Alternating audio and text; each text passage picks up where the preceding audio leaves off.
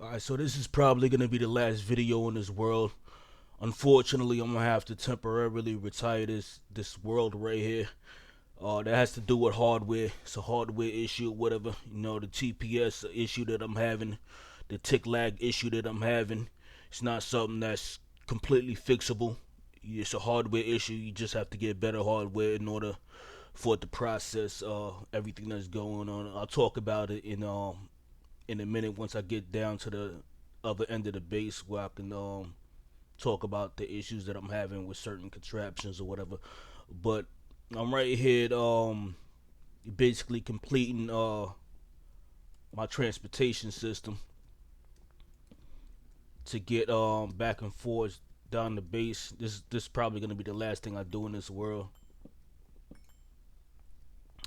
These are chain conveyors, and I'll show what you do in a minute. But this is the process. I'm basically putting one down at the start of every chunk.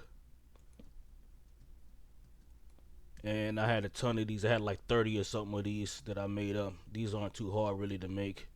Just andesite casing and large cogs. Most complicated thing was making the andesite casings because you have to make them in the world. You know, it's an in-world interaction or whatever. Yeah, so this is basically the end of the base. This is my smelter right here.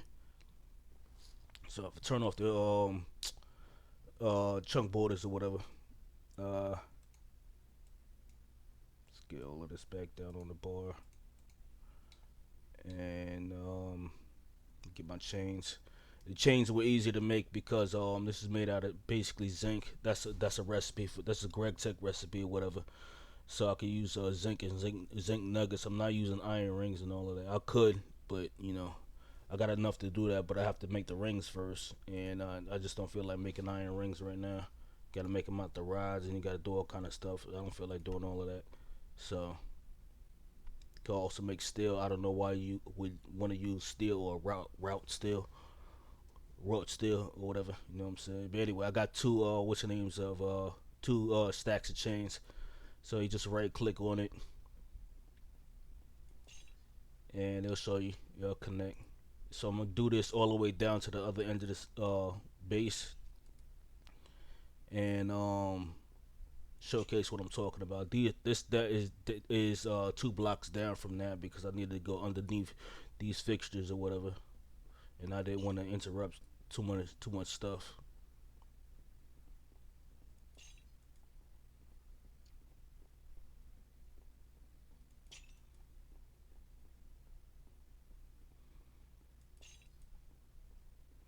So I have to get these chain conveyors hooked up to a power system, and that's gonna be the next thing I do. I don't know if I'm gonna do that in this video, cause I have to think about what I'm gonna do. It's either gonna be sales or it's gonna be uh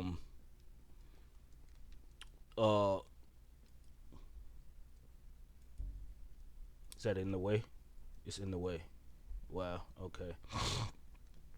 Um,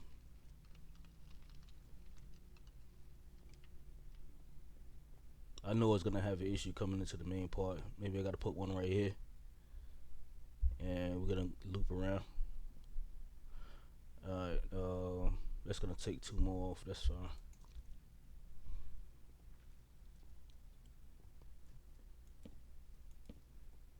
And we're gonna leave it too high.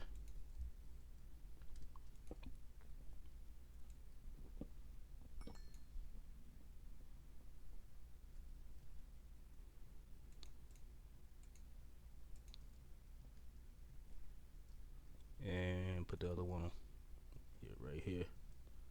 It's cool.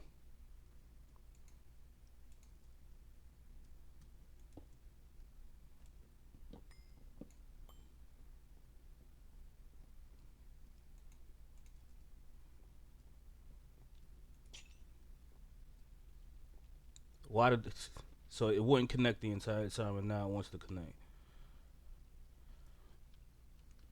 All right, whatever.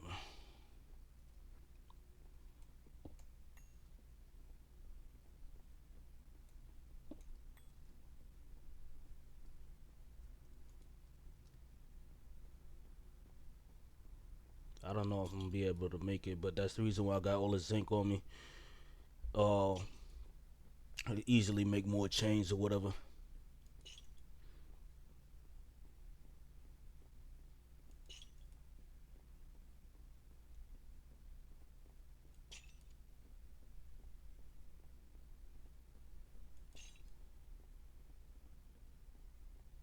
All right, so we're approaching the first build that I'm having tick lag with, and this is my tree farm that I designed in creative testing world. And the tree farm works fine in the testing world, but over here there's an issue, like the deployers won't I need more change. The deployers won't plant the saplings properly. Split half of this.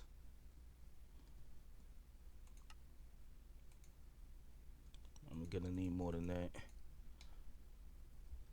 Can I, no, gotta run back a little. Yeah, the deployers won't plant the saplings properly on the dirt blocks, and that's 100% lag. So when you having lag like that, it causes world interaction issues and all that. And then the second issue that I'm having is with my is with the last build. That's the last build that I did to end the year or whatever. You know what I'm saying? Let's get right here. Let's find zinc. 4 stacks of that is fine.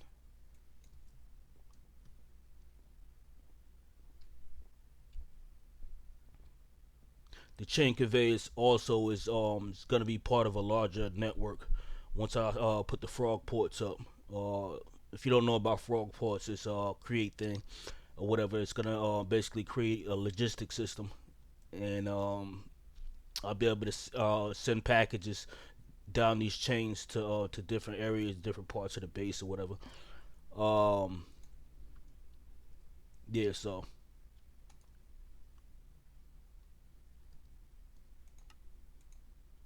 get another stack of that. Let's turn all of this into nuggets, and let's get some more stacks of this. I'm gonna need them anyway, so I've been overcrafting this entire playthrough or whatever because it's Greg Tech. You're gonna need the overcraft stuff. And 4 stacks, good to go. All right.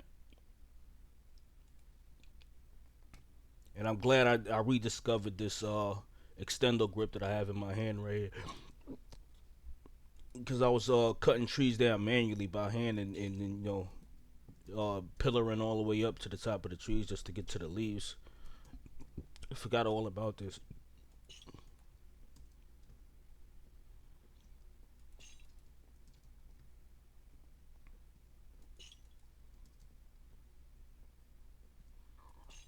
So this right here is the last build. I already showcased it before, talked about it before. Going to F4 real quick.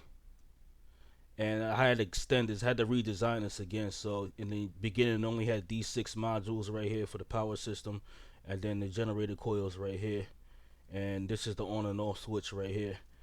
So I had to extend it 2 more modules, and I'll put these brackets on so I can tell where the ends of the chunk is at. So this is 6 chunks completely from this bracket all the way down to the end. And in my creative testing world, once I added those two extra modules, it gave me another 22,000 plus stress units on top of everything that I had. So I had stress units left over before I put these 2 modules on. These 6 modules represented about 80,000, close to 80,000 stress units. But I noticed that the entire system was using 100% of the stress that was available to it. So I was able to tell that right here with these two. You know, this is a speedometer. This is a speedometer right here that tells how fast, how many RPMs this entire system is producing, as long as you hook it up that way. And this is a stressometer that tells you how much stress is in the system. That's the measurement of power. That's the measurement of rotational power that's in the entire system. So I had 80,000 down there, and then another 22 on top of that. It's 100 something thousand, give or take a few stress units or whatever. with a lot left over. So that's 22,000 left over to play with. Now, when I came back to this world and then I turned this entire system on, it works perfectly fine in the testing world. When I turned it on here, in my regular survival world, the entire system locked up and said it was overstressed, and then it broke my windmill bearings. It broke all the windmill bearings. That's what happens when it becomes overstressed and you send in too much power. It'll break certain blocks. So it broke my windmill bearings all the way down here, and not all of them. The first 6 sets or whatever was fine. There's 3 windmill bearings per module. Is this windmill, this windmill, and this windmill, and that's all one module. Of course, then you have down here, so it's 3 windmill bearings per module, and it broke like 2 sets of these, and then the rest of them were fine.